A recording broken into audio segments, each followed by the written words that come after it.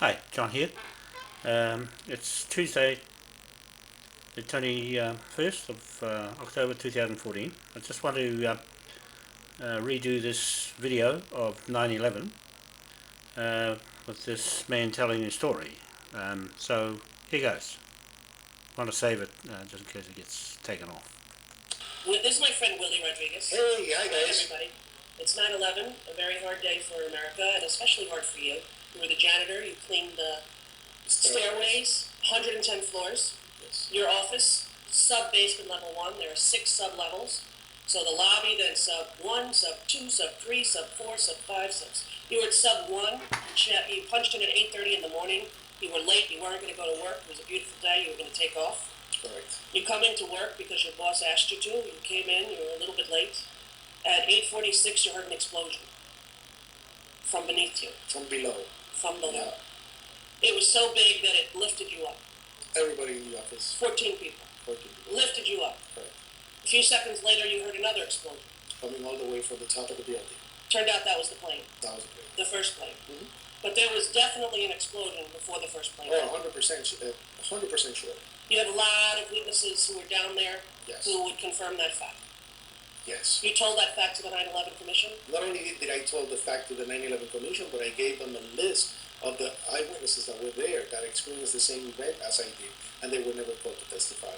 And was your testimony included in the 9/11 report? No, it doesn't show anywhere. It doesn't It was show. omitted. There's 576 pages in that book, and you won't find my name anywhere. Anywhere. You go all over the world and you speak about what happened to you on that day, the fact that you had one of 5 pass keys that allowed you access to any and all doors in the complex. That is correct, and I have a speech that I do all over the world as a motivation speech, but it always tells the real story of what happened on 9/11. And, like I said, there's a lot of respect all over the world for this kind of story, but when I come here, I am able to tell the story, but it's always either edited or presented in a different way. And only, I guess, C-SPAN had the only pants to actually put my story without editing for basically almost 2 hours. For 2 hours. For 2 hours, they let me tell my story. The only media network that allowed me full coverage. I remember there was one interview that you were doing where you said, I heard a boom, and then they cut the footage. Oh, that was ABC News. You can see it on Google. Right, so what you said was, I heard an explosion from below. But as soon as you said explosion, they cut the tape and they made it into the plane. In the plane, yes. Yeah. You're not a conspiracy theorist, are you? I don't. You're a survivor. I'm a survivor. I was there. I experienced the event.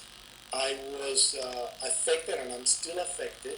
In 7 years, I still have open wounds, emotional open wounds. I have to go through this depression, argumentation and debate constantly with politicians fighting for victims' rights. It's just, I'm an activist, but at the same time, I'm a person that was affected by the worst event that we have ever experienced here in the United States. And I tell you, it's just not easy.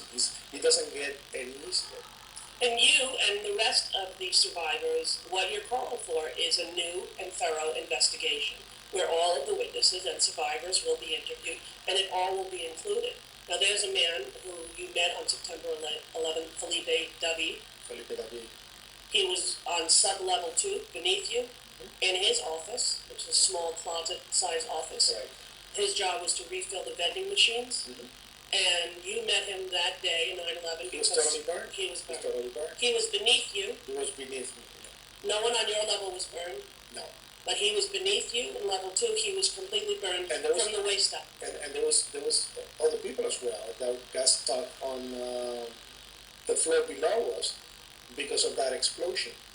They went into an elevator to protect themselves because of the fire and the debris and all the things happening. So there was no fire on your level, sub 1, but there was fire, sub level 2. There was no fire on the area where I was. I don't know if there was fire on the opposite side, but not on the area that I was. No, definitely no fire. So Felipe came up to your level? Came up to the level, came by the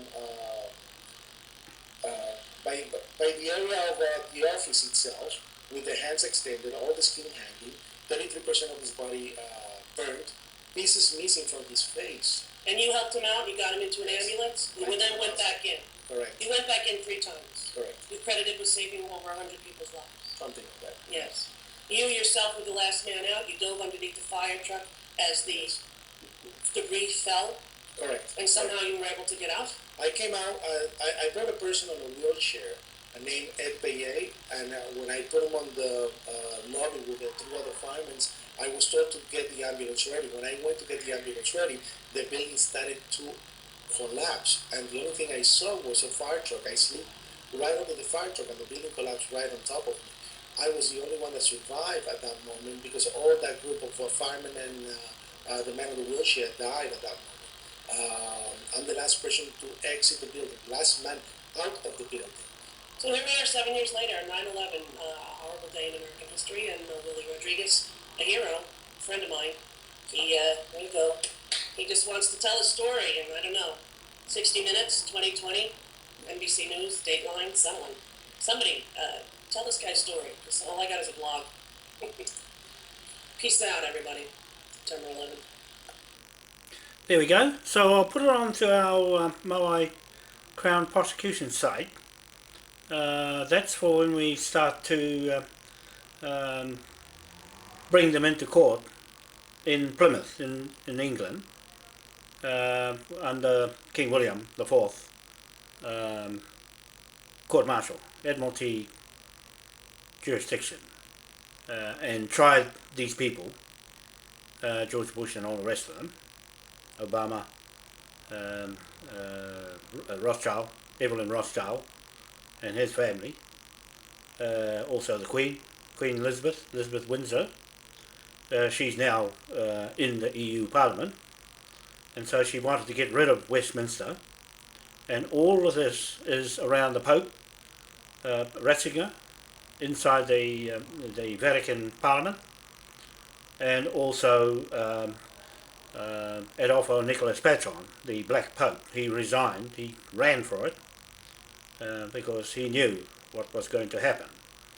And also Pope Francis, Bergoglio, right? Him. So you got the Church of England and the Catholic Church in the middle of the racket. And I've been watching 9/11 for quite some time now. I've made my mind up what actually went on there. Is still around the business of the Commonwealth countries, and also the Queen, who's the head of that. So we have her already in the warrant out for her as soon as we get to England. You have to be a monarch to do that, to arrest these people. So we have HRH Geoffrey Foley, Lord Constable, Lord High Constable, and he's a Prince Regent of Lower Hayden Castle. So we got him. We also got others who are wanting her brought to justice as well.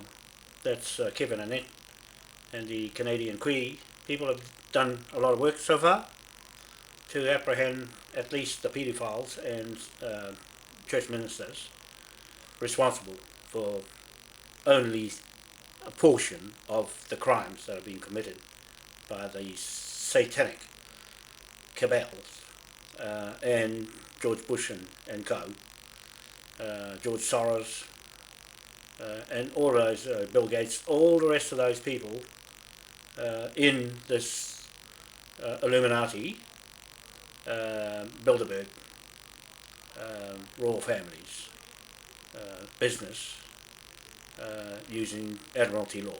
Okay, so we're going to wrap this lot up, but I'm glad they came on and telling their story and get it out there. Okay, get it out there. Okay, thank you very much. John Wanoa, Auckland, New Zealand. Bye for now.